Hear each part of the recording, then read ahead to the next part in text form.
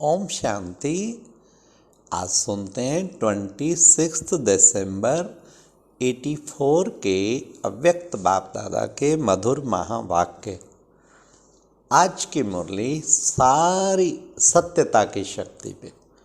बाबा ने कहा सत्यता की शक्ति, उसी के लिए बाबा को भी सत्यम शिवम सुंदरम कहा जाता। या तो बाबा कहते कि बच्चे कितनी अच्छी कहावत बनी हुई है, सच तो बिठो नच। तो सारी बात सत्यता की शक्ति। तो हर वक्त कोई सत्य स्वरूप में टिका रहे, हर चीज में देखे मैं सत्य स्वरूप में टिका हूँ। सत्य स्वरूप हमने जाना। बाबा ने कहा बच्चों ने जाना कि मैं वास्तव में कौन हूँ, एक अति सूक्ष्म ज्योति बिंदु आत्मा। तो हर समय उस स्वरूप में स्थित होके बात करे, कर्म करे, तो समझो हम सत्य स्वरूप में टिके हैं। और नहीं तो हम झूठे रूप में, इस शारीरिक रूप में टिक जाते तो ये झूठा स्वरूप। कितना टाइम वैसे हम बड़ा ध्यान रखते हैं झूठ ना बोलूं, लेकिन ये भी झूठ स्वरूप में स्थित होना भी झूठ है। इसी तरीके हम बाबा को भूल के अल्पकाल के सहारे विनाशी प्राप्तियों की इच्छा, ये सब जो करते हैं उसमें भी सत्य, बाबा कहते हैं अविनाशी सत्य है। हर समय बाबा भी न भूले, उसका सत्य परिचय मिल गया। सर्वशक्तिवान बाप है तो वो मेरे निरंतर साथ है, तो उस अविनाशी सत्ता को भी न भूले। तो बाबा कहते सच्चाई बच्चों को पसंद होनी चाहिए। बाबा को सच्चा सच्चा चार्ट भी देवें। बाबा ने कहा सच्ची आत्मा कभी भी उसे भय नहीं लगेगा, क्योंकि अंदर सच है ना। बाहर भी फिर इतना ही शक्तिशाली स्वरूप होगा। तो ये बाबा ने आज बहुत जोर दिया, हर वक्त अपने सत्य स्वरूप में टिके रहो। अभी हम सुनते हैं बाबा के, इसमें 4 क्वेश्चन है। सत्यता की शक्ति का क्या महत्व है? दूसरा, भक्तों ने बाप की महिमा में क्या बोला? तीसरा, सत्यता की शक्ति की निशानी क्या है? और चौथा, सागर के बीच सांप पर नाच रहे हैं, इसका अर्थ क्या है? तो सुनते हैं 26 दिसंबर 84 की मुरली। मुरली की टाइटल है सत्यता की शक्ति। सर्वशक्तिवान बाप आज विशेष 2 सत्ताओं को देख रहे हैं। एक राज्य सत्ता, दूसरी है ईश्वरीय सत्ता। दोनों सत्ताओं का अब संगम पर विशेष पाठ चल रहा है। राज्य सत्ता हलचल में है और ईश्वरीय सत्ता सदा अचल अविनाशी है। ईश्वरीय सत्ता को सत्यता की शक्ति कहा जाता है, क्योंकि देने वाला सत्य बाप, सत्य शिक्षक, सत्य गुरु है। इसलिए सत्यता की शक्ति सदा श्रेष्ठ है। सत्यता की शक्ति द्वारा सतयुग सचखंड स्थापन कर रहे हो। सत्य अर्थात अविनाशी। अविनाशी और सच को भी सत्य कहा जाता है। सच्चा भी है और अविनाशी भी है। तो सत्यता की शक्ति द्वारा अविनाशी वर्षा, अविनाशी पद प्राप्त करने वाली पढ़ाई, अविनाशी प्रदान प्राप्त किए हैं। इस प्राप्ति से कोई भी मिटा नहीं सकता। सत्यता की शक्ति से सारी विश्व आप सत्यता की शक्ति वालों का भक्ति मार्ग के आदि से अंत तक अविनाशी गायन और पूजन करती आती है। अर्थात गायन पूजन भी अविनाशी सत्य हो जाता है। सत्य अर्थात सत्य। तो सबसे पहले क्या जाना? अपने आप को सत्य आत्मा जाना। फिर सत्य बाप के सत्य परिचय को जाना। इस सत्य पहचान से, सत्य ज्ञान से सत्यता की शक्ति स्वतः ही सत्य हो जाती है। बस हर समय यही अभ्यास साथ साथ करते रहे ना। कि मैं वास्तव में कौन हूँ, सत्यता क्या है। झूठे स्वरूप में तो नहीं टिका। किसी से मिल रहे हैं वो भी कौन है, वो भी सत्य है ना, आत्मा है ना। तो अगर उस स्वरूप में नहीं देखते, उस संबंध से भाई भाई की दृष्टि से भी नहीं देखते, तो झूठ में टिके है ना। सत्यता की शक्ति द्वारा असत्य रूपी अंधकार, अज्ञान रूपी अंधकार स्वतः ही समाप्त हो जाता है। अज्ञान सदा असत्य होता है, ज्ञान सत्य है, सत्य है सत्य है। इसलिए भक्तों ने बाप की महिमा में भी कहा है, सत्यम शिवम सुंदरम। सत्यता की शक्ति सहज ही प्रकृति जीत, माया जीत बना देती है। अभी अपने आप से पूछो, सत्य बाप के बच्चे हैं तो सत्यता की शक्ति कहाँ तक धारण की है। सत्यता की शक्ति की निशानी है वह सदा निर्भय होगा। जैसे मुरली में सुनाए, सच तो बिट्ठो नच, अर्थात सत्यता की शक्ति वाला सदा बेफिक्र निश्चिंत होने के कारण, निर्भय होने के कारण खुशी में नाचता रहेगा। जहाँ भय है, चिंता है, वहाँ खुशी में नाचना नहीं। अपनी कमजोरियों की भी चिंता होती है ना। अपने संस्कार व संकल्प कमजोर हैं तो सत्य मार्ग होने के कारण मन में अपनी कमजोरी का चिंतन चलता जरूर। कमजोरी मन की स्थिति को हलचल में जरूर लाती।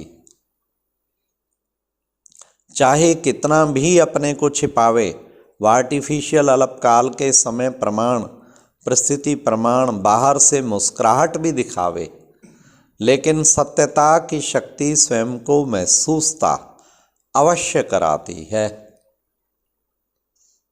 बाप से और अपने आप से छिप नहीं सकता, दूसरों से छिप सकता है।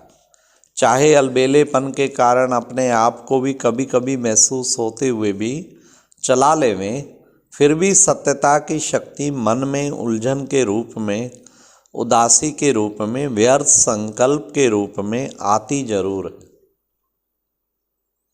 क्योंकि सत्यता के आगे असत्य टिक नहीं सकता।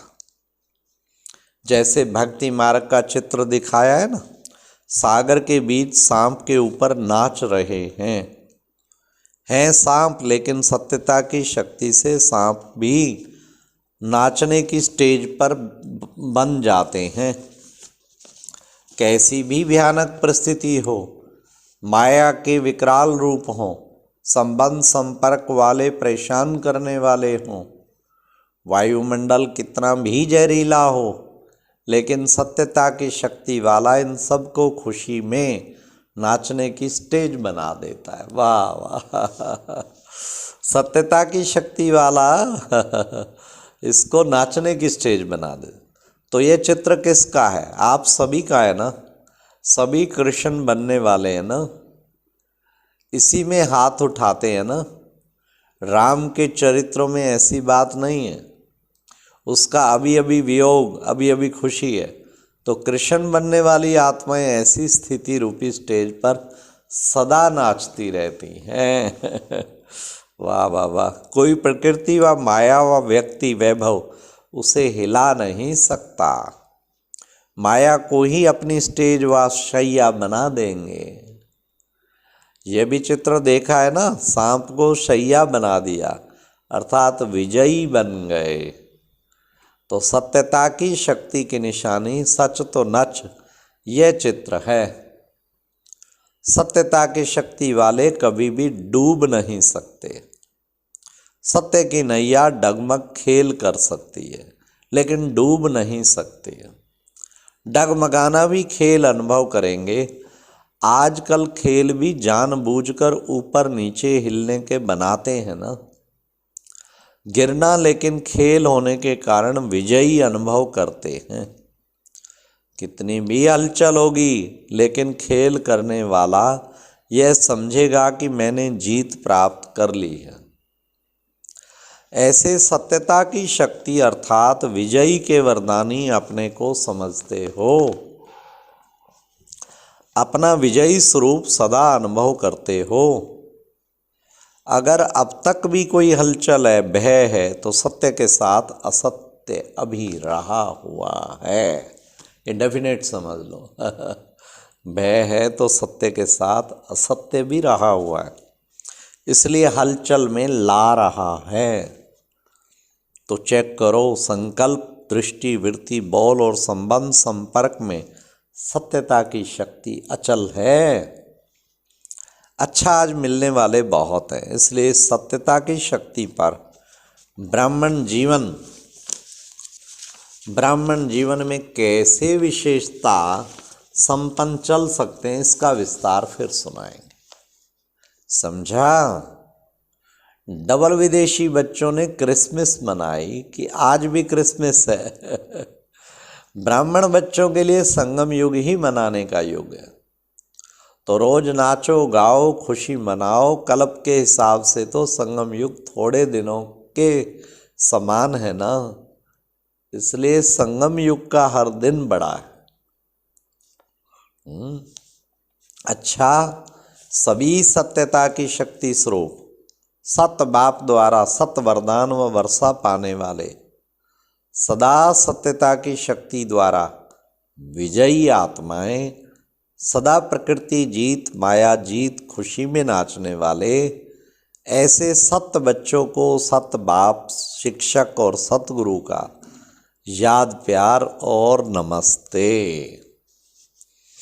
फिर बाबा ने आज बच्चों से बात की। पंजाब के बच्चे भी बाबा के सामने बैठे हैं। तो पंजाब में ईश्वरीय सेवाओं की योजना पर आयोजित मीटिंग में जाने हेतु दादी चंद्रमणि जी बाप दादा से छुट्टी ले रही हैं। सुनिए, सभी पंजाब निवासी, सो मधुबन निवासी बच्चों को याद प्यार स्वीकार हो। सभी बच्चे सदा ही बेफिक्र बादशाह बन रहे हो। क्यों? योग युक्त बच्चे सदा छत्र छाया के अंदर रहे हुए। योगी बच्चे पंजाब में नहीं रहते, लेकिन बाप दादा की छत्र छाया में रहते हैं। चाहे पंजाब में हो, चाहे कहाँ भी हो, लेकिन छत्र छाया के बीच रहने वाले बच्चे सदा सेफ रहते हैं। अगर हलचल में आए तो कुछ ना कुछ चोट लग जाती है। लेकिन अचल रहे तो चोट के स्थान पर होते हुए भी बाल बांका नहीं हो सकता। इसलिए बाप दादा का हाथ है, साथ है, तो बेफिक्र बादशाह होकर रहो और खूब ऐसे अशांत वातावरण में शांति की किरणें फैलाओ। ना उम्मीद वालों को ईश्वरीय सहारे की उम्मीद दिलाओ। चारों ओर कोई सहारा नजर नहीं आ रहा है, ऐसे समय पर अनुभव करें कि दिल को आराम देने वाले, दिल को शांति का सहारा देने वाले यही श्रेष्ठ आत्माएं हैं। अशांति के समय शांति का महत्व होता है। तो ऐसे टाइम पर यह अनुभव कराना, यही प्रत्यक्षता का एक निमित्त आधार बन जाता है। तो पंजाब वालों को डरना नहीं है। उस टाइम पे बहुत टेररिज्म था पंजाब में, 84 की मुरली है ये। लेकिन ऐसे समय पर वह अनुभव करें कि और सभी डराने वाले हैं, लेकिन ये सहारा देने वाले हैं। ऐसा कोई मीटिंग करके प्लान बनाओ जो अशांत आत्माएं, उन्हों के संगठन में जाकर शांति का अनुभव कराओ। एक दो को भी शांति की अनुभूति कराई तो एक दो से लहर फैलती जाएगी। टेररिज्म के टाइम पे तो जहाँ बहुत ज़्यादा स्वर्ण मंदिर के पास था, अपना धर्म सिंह मार्केट में म्यूज़ियम था अमृतसर में, और वो आते थे कुछ लोग, पर वो ब्रह्मा कुमारी इसके लिए बहुत पॉजिटिव थे, बहुत पॉजिटिव थे। पूरा सुरक्षा बल्कि देते थे, मदद करते थे।